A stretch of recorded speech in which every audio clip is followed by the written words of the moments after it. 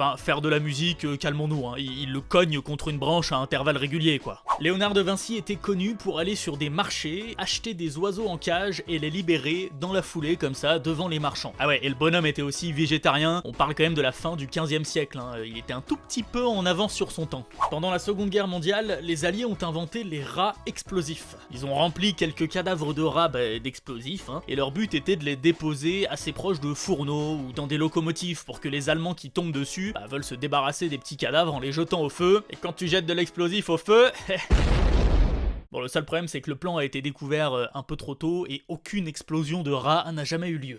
Les anémones de mer ressemblent à de magnifiques fleurs des océans, sauf que certaines n'hésitent pas à dévorer crevettes et petits poissons.